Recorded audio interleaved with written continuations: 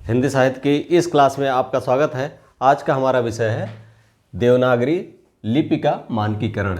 देवनागरी लिपि का मानकीकरण। इसके पहले हम लगभग इसमें प्लेलिस्ट में दिया हुआ है, प्लेलिस्ट से आप देख सकते हैं लिंक, प्लेलिस्ट का लिंक इस पे डिस्क्रिप्शन में दिया हुआ है। इसमें 17 क्लासेज हैं, ये 18वीं क्लास है और इसके अलावा एक क्लास और अपलोड होगी हिंदी शब्द संपदा की। नेक्स्ट क्लास जो है हिंदी शब्द संपदा की अपलोड होगी, कल अपलोड हो जाएगी। तो इस तरह कुल मिलाकर के 19 क्लासेज में हिंदी साहित्य फर्स्ट पेपर का कंप्लीट सिलेबस ये इसमें अपलोड कर दिया गया है और एक प्लेलिस्ट से आप पूरा सिलेबस कंप्लीट कर सकते हैं। उत्तर प्रदेश लोक सेवा आयोग की परीक्षा देना हो हिंदी साहित्य विषय लेकर के, या आपको संघ लोक सेवा आयोग की परीक्षा देनी हो, आईएएस की परीक्षा देनी हो, लगभग कंप्लीट सिलेबस जो हिंदी फर्स्ट पेपर का है, हिंदी फर्स्ट पेपर के फर्स्ट पोर्शन का सेम ही होता है। इसके अलावा किसी और स्टेट की अगर हिंदी साहित्य को लेकर के अगर वहाँ पर है, चल रहा है ये, तो उसको भी दे सकते हैं। इसके अलावा अगर पीजी की परीक्षाओं में या स्नातक की परीक्षाओं में अगर सिलेबस में है ये सब चीज़ें, जैसे पाली, प्राकृत, अपभ्रंश और हट्ट, पुरानी हिंदी, इसके बाद इन सब का विकास, इनकी विशेषताएँ, अवधि, ब्रजभाषा, खड़ी बोली हिंदी का विकास, फोर्ट विलियम कॉलेज की भूमिका उसके विकास में, या ईसाई मिशनरियों की भूमिका उसके विकास में, या 20वीं शताब्दी में खड़ी बोली हिंदी ने अपना वर्तमान स्वरूप कैसे प्राप्त किया, देवनागरी लिपि का मानकीकरण, देवनागरी लिपि का उद्भव विकास। इस तरह से लगभग सभी क्लासेज, सभी जो सिलेबस है सब कंप्लीट पोर्शन हमने कंप्लीट इसमें इन्वॉल्व किया है। आज ये क्लास है देवनागरी लिपि का मानकीकरण के जो प्रयास किए गए। जब राष्ट्रभाषा हिंदी क्लास शुरू करते हैं, जब स्वतंत्रता आंदोलन के समय राष्ट्रभाषा, हमारी राष्ट्रभाषा जो है हिंदी को लोग अपनाने लगे और एक सूत्र में बांधने के लिए, भारत को पूरे एक सूत्र में पिरोने के लिए या एकता स्थापित करने के लिए पूरे देश में, ये हुआ कि जो नेता थे उन्होंने कहा कि एक भाषा की जरूरत है जो एक सूत्र में पिरो सके। तो उसमें सर्वसम्मत से, चाहे महाराष्ट्र का हो, बंगाल का हो, चाहे दक्षिण भारत का हो, सबने ये स्वीकार किया कि हिंदी हमारी राष्ट्रभाषा है। और इसी समय जो देवनागरी लिपि है, इसकी लिपि है, इसके मानकीकरण के प्रयास प्रारंभ किए गए। इस तरह से दो प्रयास दो स्तरों पे हुए। एक तो व्यक्तिगत प्रयास हुआ, दूसरा संस्थागत प्रयास हुआ। व्यक्तिगत प्रयास और संस्थागत प्रयास, यही दोनों परीक्षाओं में पूछे जाते हैं। इसका हम अलग अलग चर्चा करेंगे। अगर हम देखें देवनागरी लिपि के मानकीकरण के दो प्रयास हुए, कौन कौन से? पहला है व्यक्तिगत प्रयास और दूसरा है संस्थागत प्रयास। व्यक्तिगत प्रयास की बात करें तो सबसे पहले जो प्रयास किया तिलक ने किया। दूसरा प्रयास जो किया वीर सावरकर ने किया, सावरकर बंधुओं ने।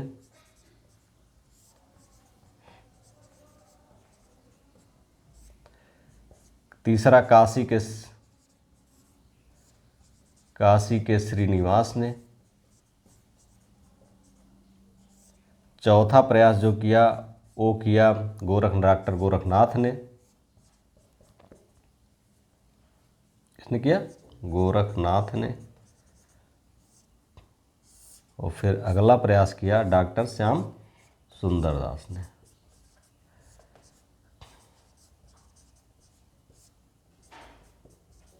एक और प्रयास किया था डॉक्टर शारदा चरण मिश्र ने। तो इनको चाहे लिखिए चाहे छोड़ दीजिए। कौन थे? शारदा चरण मिश्र। डॉक्टर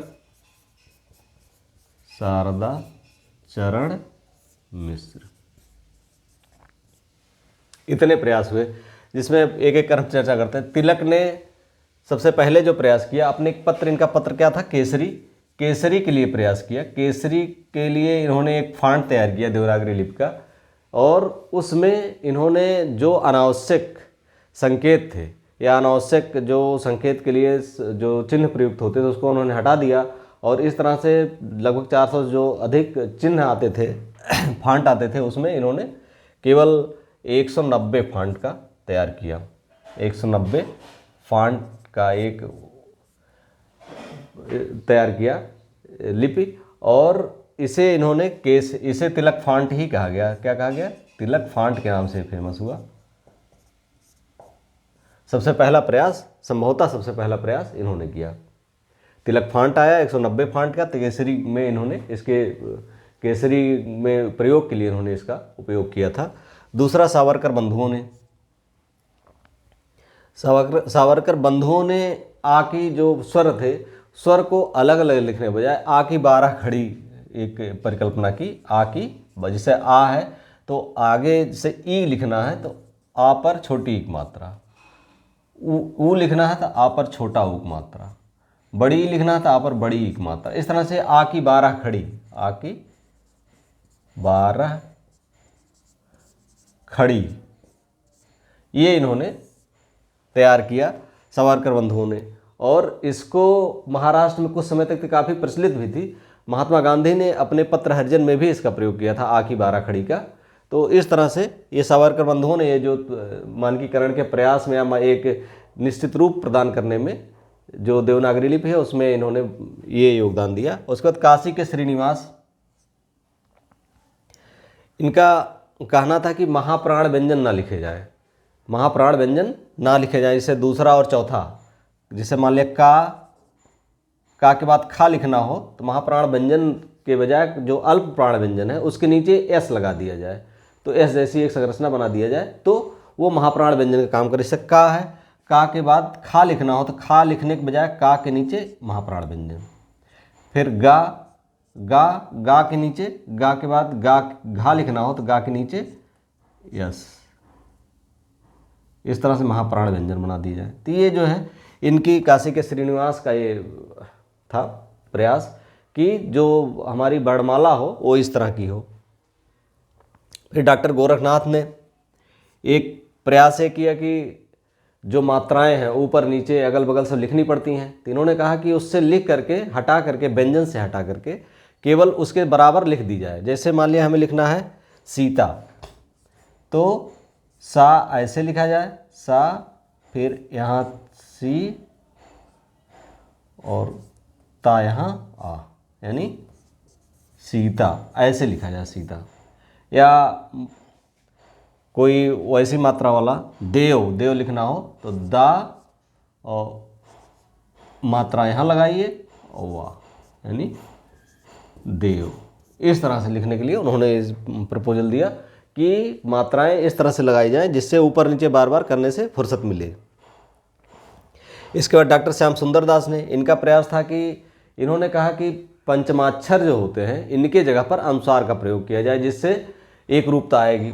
जैसे मान लिया हम गंगा लिखते हैं, गंगा क्या लिखते हैं, गंगा लिखते थे गंगा, तो इसको ऐसे लिखने के बजाय ऐसे लिखा जाए गंगा, जैसे वर्तमान लिखा था। जैसे चंचल तो यहाँ आता है चंचल, तो क्या लिखा जाएगा चंचल, इस तरह से। शारदा चरण मिश्र, इनका सुझाव था कि जो विभिन्न भाषाएं हैं, शारदा चरण मिश्र का था ये सुझाव था कि जो भारत की जितनी विभिन्न भाषाएं हैं उनसे जो संकेत हमारी लिपि में नहीं है उस उनको वहाँ संकेत ले लिया जाए और पूरे देश की सभी समस्त भाषाओं के लिए एक लिपि का निर्माण किया जाए। इनका शारदा चरण मिश्र का ये था। इतने प्रयास हुए थे, ये हुए थे। कौन से प्रयास? व्यक्तिगत प्रयास थे। इसके बाद संस्थागत प्रयास में सबसे पहला प्रयास 1935 में किया गया। ये किया हिंदी साहित्य सम्मेलन में, हिंदी साहित्य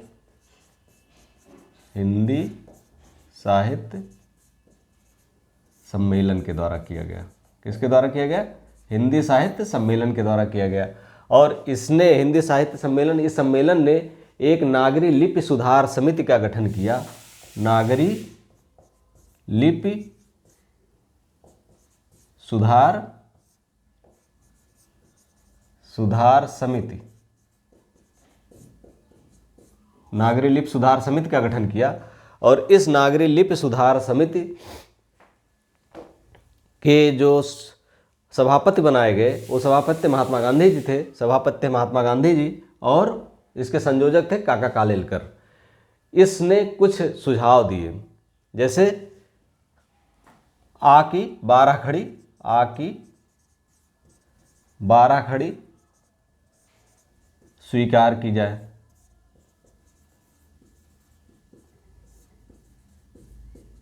ठीक। आ की 12 खड़ी, जैसे ये सावकर बंधुओं थी, आ की 12 खड़ी ये स्वीकार कर ली जाए। दूसरा था धा और भा में गुजराती भुंडी लगाई जाए, गुजराती घुंडी।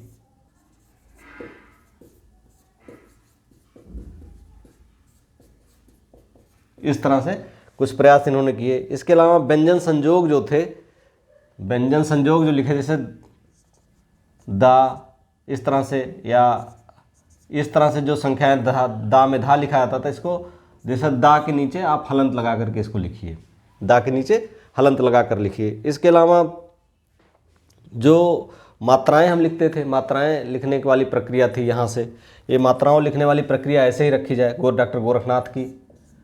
व्यंजन संयोग को भी इन्होंने मात्रा अलग हटा के लिखा जाए, मात्रा अलग हटा कर लिखा जाए।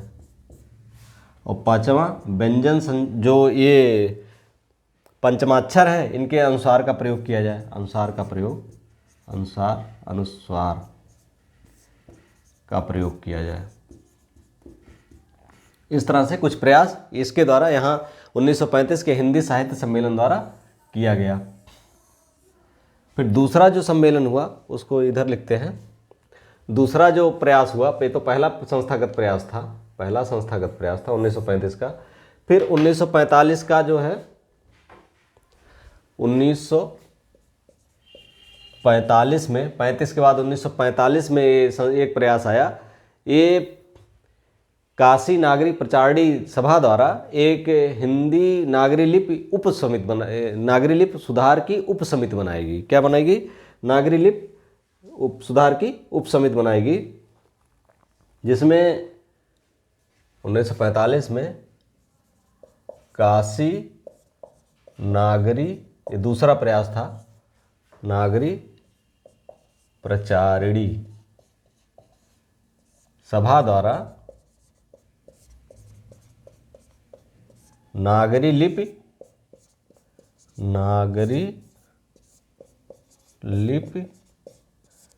सुधार उप समिति, इसका निर्माण किया गया।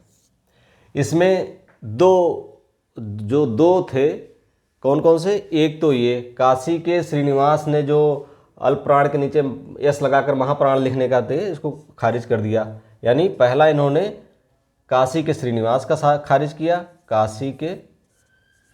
काशी नागरी प्रचारणी ने काशी को खारिज कर दिया, काशी के श्रीनिवास का सुझाव खारिज किया। ये क्या कर दिया? खारिज किया। दूसरा कौन था? दूसरा इन्होंने गोरखनाथ की जो ये थी, गोरखनाथ की जो ये थी, इसको खारिज कर दिया। गोरखनाथ के सुझाव को, जो मात्राएं अलग अलग लिख करके गोरखनाथ के सुझाव को खारिज किया। ठीक, ये था दूसरा। ये कौन सी? काशी नागरी प्रचारणी सभा द्वारा ये किया गया, जिसमें काशी के श्रीनिवास और गोरखनाथ के इन दोनों के प्रयासों को खारिज कर दिया उसने। अब तीसरी जो सबसे महत्वपूर्ण समिति बनी इसकी, उसको हम यहाँ लिखते हैं। तीसरी जो सबसे महत्वपूर्ण समिति थी, वो थी डॉक्टर आचार्य नरेंद्र देव द्वारा जो स्थापित समिति थी, एक लिपि सुधार समिति बनाई गई आचार्य नरेंद्र देव द्वारा 1947 में बनाई गई। 1947 में आचार्य नरेंद्र देव द्वारा, ये अध्यक्ष थे उसके, नागरी लिपि सुधार समिति के।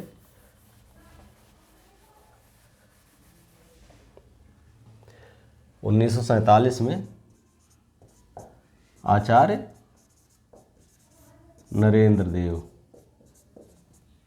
देव की अध्यक्षता में एक सुधार समिति बनाएगी, नागरी लिपि सुधार समिति इसमें बनाएगी। इसने इनको अब तक के जो प्रयास किए गए हैं, संस्थागत हों चाहे व्यक्तिगत हों, उनको ध्यान में रखते हुए एक संपूर्ण दृष्टिकोण अपनाते हुए एक सम्यक दृष्टिकोण या सम्यक लिपि देने के लिए कहा गया। तो इन्होंने सबसे पहले इन्होंने जो कहा, वो पहला जो इनका सुझाव था वो था 12 सावरकर की 12 खड़ी को खारिज किया।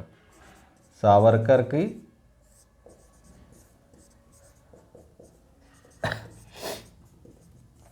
खड़ी को खारिज किया।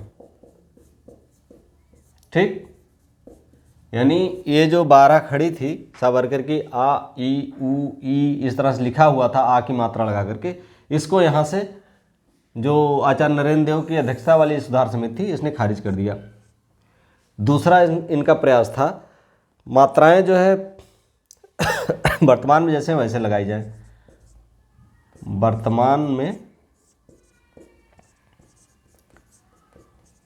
मात्राओं की जो स्थिति है कि स्थिति को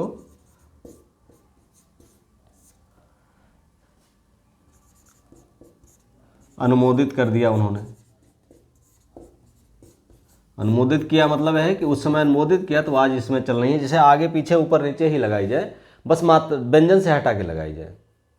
जैसे व्यंजन के का है तो का के ऊपर मात्रा जिस तरह लिखी हुई है उसी तरह से मात्राएं लगाई जाए। इन्होंने ये प्रपोजल किया, जो दूर रख करके यहाँ लगाई जाती थी मात्राएं, ये ऐसे ना हो, व्यंजन से थोड़ी सी मतलब दूरी बना करके रखी जाए, लेकिन ये है कि व्यंजन से इस तरह से अलग सेपरेट ना किया जाए।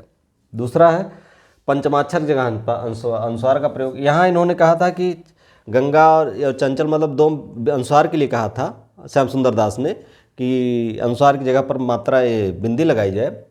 उन्होंने विशेषकर अंगा और इया के लिए कहा था, लेकिन यहाँ पर समस्त पंचमाक्षर के लिए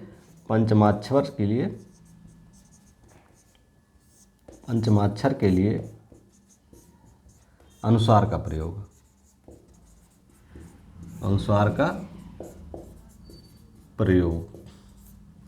उसके बाद है पंचमाक्षर के अनुस्वार का प्रयोग वर्तमान में वर्तरों के। और इसके बाद एक जो है जो और महत्वपूर्ण सुझाव था, उसमें इन्होंने कहा था कि जो मात्राओं में एक द्विरूपता है, जैसे हम त्रा लिखते हैं ना, त्रा ऐसे भी लिखते हैं और ता रा ऐसे भी लिख देते हैं, खा लिखते हैं ऐसे भी लिखते हैं और ऐसे भी लिखा जाता था। तो इसको हटा दिया जाए, इसको रखा जाए, इसको हटा दिया जाए, इसको रखा जाए। इस तरह से जो मात्राएं थी, पहले आ लिखा जाता था, आ ऐसे कुछ लिखा जाता था, मुझे ध्यान नहीं उतना, तो इसको आ का ये रूप उसी समय आया कि आ को इस रूप में लिखा जाए। झा लिखा जाता था वो अलग तरह से, तो झा को मानक रूप में उन्होंने लिखा कि झा जो वर्तमान में लिखा था उसको लिखा जाती। जो मात्राओं में द्विरूपता थी, इसको इन्होंने एक संशोधित रूप प्रदान किया कि मतलब एक जो लिपि में द्विरूपता हो, लिखने में जो डिफ़िकल्टी है उसको दूर किया जाए और एक मानक रूप यहाँ पर लिखा जाए।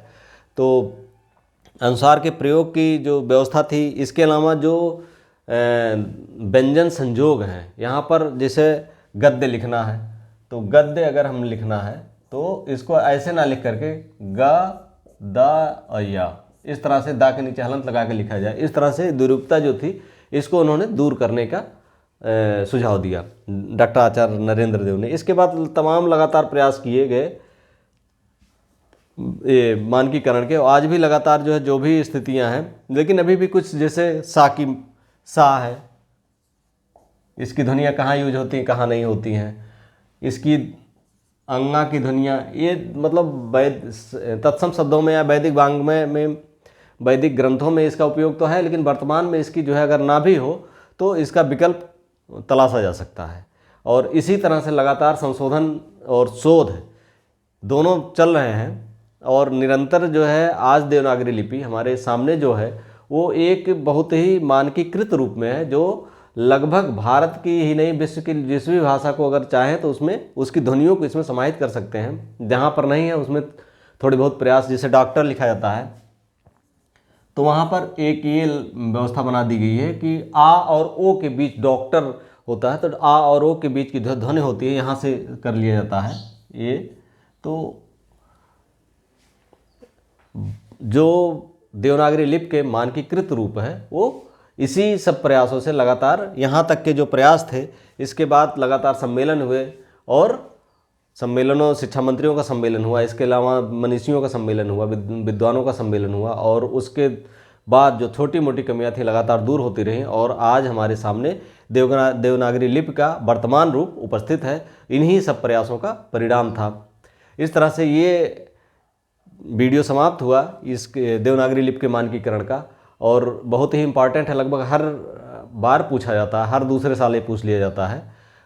इसके अलावा इसके लिंक में जो प्लेलिस्ट दी हुई है, प्लेलिस्ट का लिंक दिया हुआ है, इसमें समस्त वीडियो हिंदी फर्स्ट पेपर का जो हिंदी भाषा जो टफ पोर्शन माना था, इसमें गणितीय नंबर मिलते हैं, गणित की तरह नंबर मिलते हैं, ये पूरा उसमें दिया हुआ है। आप अच्छी तरह से इसको देख लीजिए। अगर प्लेलिस्ट से सारे वीडियो देख लेते हैं, एक दो बहुत लंबी लंबी नहीं, छोटी छोटी वीडियो है, 20-20 मिनट की, 10-10, 15-15 मिनट की, 25 मिनट की, ऐसे ही हैं। तो इससे आपका एक कहीं आपको जाने की ज़रूरत नहीं है, आप कमरे में बैठ करके इसको अच्छी तरह से अध्ययन करके आप अच्छे नंबर स्कोर कर सकते हैं। और इसको हमने काफ़ी मेहनत से, ऑथेंटिक सोर्स से इसको हमने तैयार करने का प्रयास किया है। वीडियो अच्छा लगा तो like, subscribe and share. Thank you for watching.